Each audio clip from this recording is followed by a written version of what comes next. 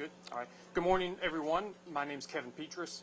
Something a little bit different today. We're out here at McAlpine Creek Park, in the Independence Division here in Charlotte, and we're here to give an update on a sex assault investigation that we announced last week. We announced the arrest in a press release that had been made in a year-old sex assault investigation that occurred here on McAlpine Greenway.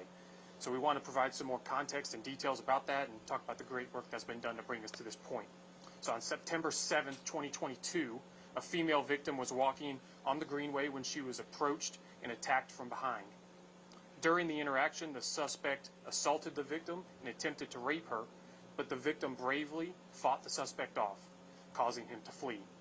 CMPD sex assault detectives worked this investigation from the beginning and were able to make a recent arrest after new information was developed.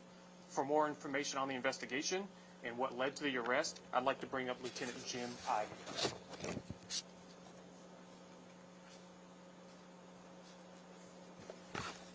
Good morning. I want to start by saying how proud I am of the men and women of this police department for their tremendous work on this case. Our officers, detectives, and civilians spent significant effort securing the Greenway and investigating this case to bring it to the point of making an arrest last week where Mr. Khalil Bowler was charged with attempted second-degree rape, second-degree kidnapping, and several other charges. This was a heinous attack on a survivor who was merely out getting exercise and enjoying some fresh air in one of our parks. And this case brought all available resources to bear, I can promise you that. The first step was to secure the Greenway, and that responsibility fell on the officers from Independence Division and the park rangers and personnel from Mecklenburg County Park and Rec. Those two divisions paired up and secured this Greenway for the last year. They have been out here constantly patrolling and being visible, and there has not been another attack, and the credit really goes to them and all those people that were out here for the work they did with that. The next step involved the investigation by our sexual assault unit detectives led by Sergeant Sudreth and lead detective Lawrence.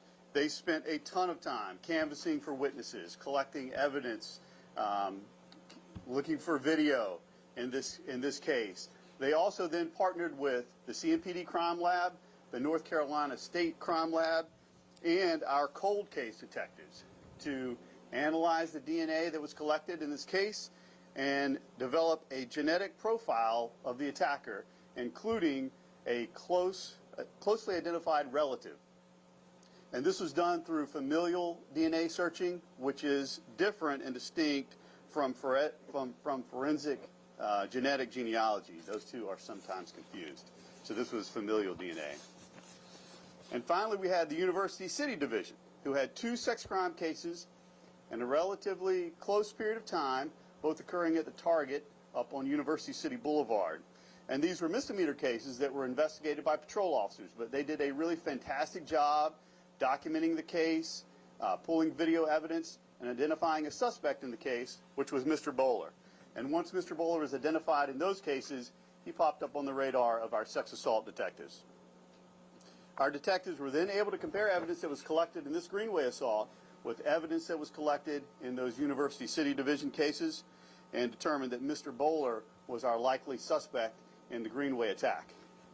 Further analysis had to be done, and then on September 28th, last week, as soon as we developed probable cause in this case, we immediately signed warrants, and within a very short period of time, University City Division Crime Reduction Unit officers had Mr. Bowler in custody. We are very lucky at CMPD to have our own crime lab. There is likely no other department in this state that could have done this investigation this quickly. It's complicated analysis, it's a lot of science, and for them to be able to conduct that and then provide the basis for the familial DNA genealogy that then the SBI and the state crime lab would have to conduct is tremendous. That we could not have done it so quickly without those partners. As you probably know, Mr. Bowler is currently in custody in the Mecklenburg County Detention Center under $300,000 bond.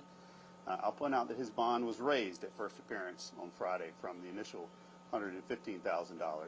And we're just hoping that our survivor has some manner of justice with the arrest being made in this case. And again, want to thank the officers in this department and the park rangers with Mecklenburg County Park and Rec that continue to keep the Greenway secure today.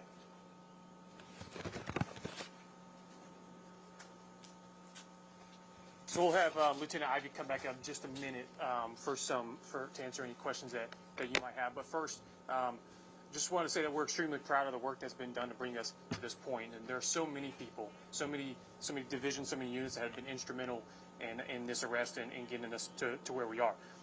But the fact that this incident occurred at all is something that's of serious concern. And we're committed to prevent that in the future. Charlotte has so much to offer, so many things to enjoy, and we want people to be able to come out and enjoy these things safely and feel safe while they're out here doing it. You know, I like many others, I grew up coming to this greenway, to this park.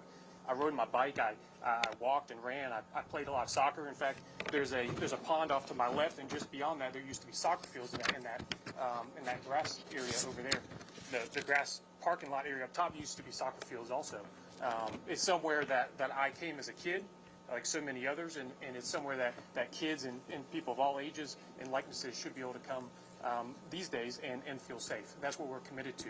The Independence Division routinely patrols this greenway. They do so in all the vehicles that you see behind me, plus on foot. They have bicycles. They have dual sport motorcycles. They have utility vehicles, some of which you see behind me, and they're out here routinely to show police presence out here on the greenway and ensure that everyone stays safe. Before I finish my part, I would like to just provide some safety tips to anyone who is out here enjoying the greenway. We have some sunny days still left here at the beginning of fall, and some beautiful fall weather coming up. So we do encourage you to get out on the greenways. But if you do so, we want you to have some thoughtfulness about it. Please, if at all possible, don't go out alone. Please don't go out alone.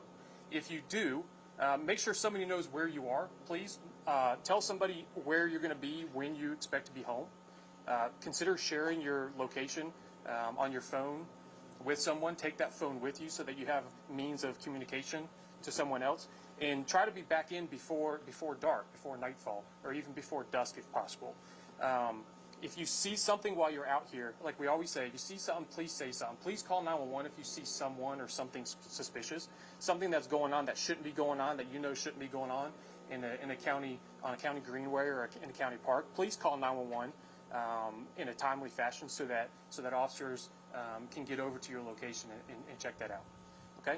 With that, I would like to invite Lieutenant Ivy back up to answer any questions that you might have.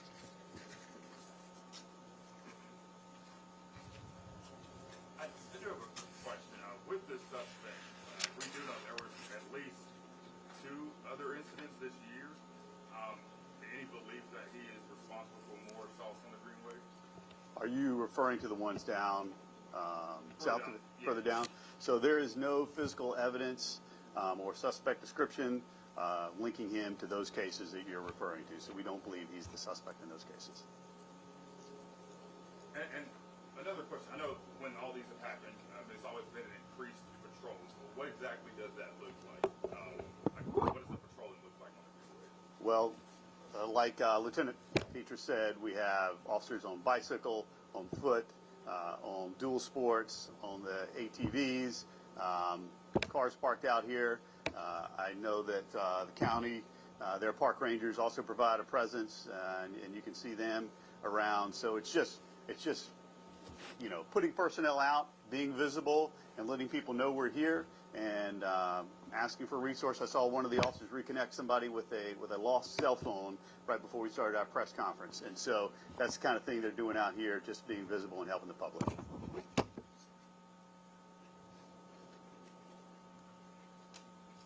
Any other questions? For those who are, as you mentioned, the weather, the fall is coming. When we talk about like tips, what should people be doing? Are there any changes you all are doing, police? I know the park people have kind of talked about maybe adding lighting, adding cameras that are on the greenways. Are there any specific things as a department possibly looking at to make sure? I'd have to let Mr. Jones with the County Park and Rec talk about any physical improvements that might be made on the Greenway. Thank you. Good morning, everyone. What we're doing is we're being very specific and intentional with regards to where we're focusing our efforts as it relates to our presence. We're working very closely with CMPD and looking at the crime stats to see where we need to be, where the hot areas are on the greenways. We're also putting down markers so people can be able to identify where they are. We're encouraged the basic steps that people need to take when they come out to any facility. Be aware of your surroundings. Be mindful of where you're going and let somebody else know where you're going to be. And with our trailheads and with the locations of entrances to the greenways, we're trying to make sure that people just know approximately where they are with regards to their use of these public facilities. I guess as popular as these greenways are, how important is it to assure people that these are safe to come out here, walk their dog, and run and do what they have to do? Well, there was a very interesting comment made earlier about there were about 4 assaults or 4 situations within the last couple of years. We get 1 million visitors a month.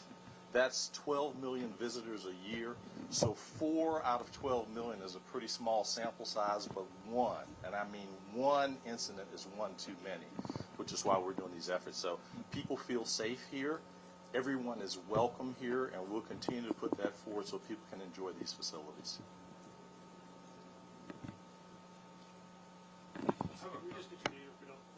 Yes, my name is W. Lee Jones, and I'm the Mecklenburg County Park and Recreation Director. I have a question back to this suspect. Could you talk more about the target side? Like, how does that wrap into the investigation? So the target cases, just being the way those attacks were random, they were very brazen, and then noting that his physical description matched the physical description that we had in this case, it put him on our radar, and we were able to do, as I said, some testing of physical evidence and DNA in that case, in this case here, to be able to determine he was our suspect in this case.